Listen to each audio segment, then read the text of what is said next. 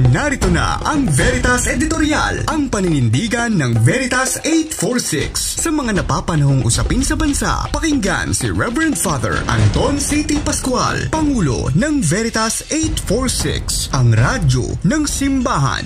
Veritas Editorial.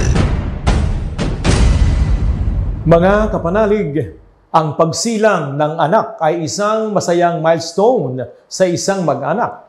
Kaya lamang, minsan nababahiran ito ng kalungkutan, lalo na sa mga bansang tulad ng Pilipinas na kung saan marami ang maralita at hirap ang access sa maternal health services.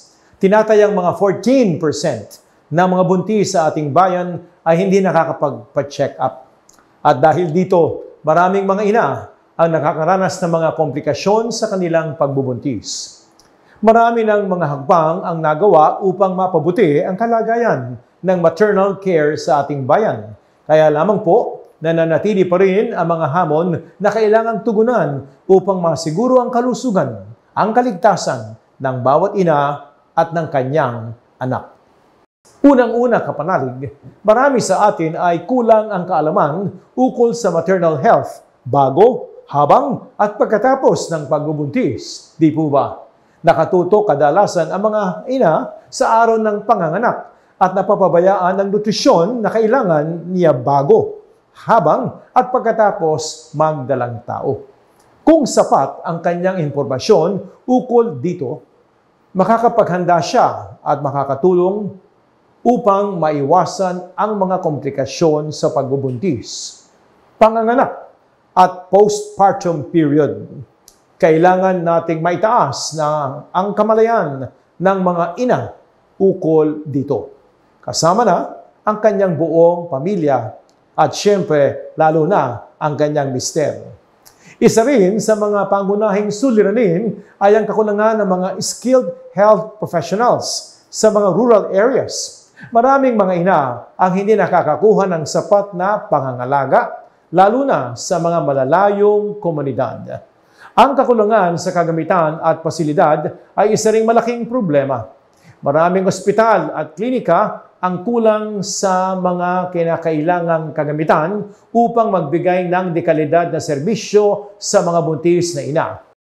Dahil kulang sa access sa profesional at pasilidad, kulang sa konsultasyon ang mga ina, pati na mga vitamins, serbisyo na kailangan nila para sa maayos na pagbubuntis.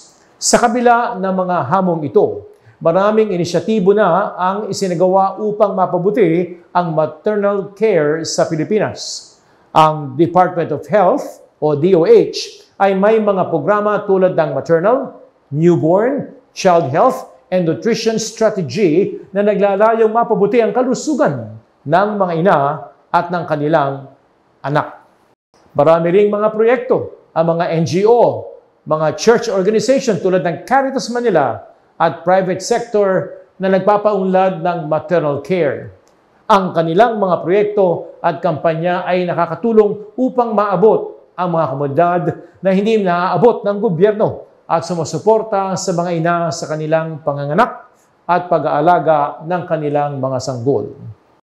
Ngunit kapanalig, kulang pa rin. Ang pagpapabuti ng maternal care sa Pilipinas ay isang mahalagang hakbang tungo sa pagkakaroon ng malusog na lipunan. Kailangan nating tiyakin na ang bawat ina at sanggol ay makakatanggap ng kinakailangang pangangalaga.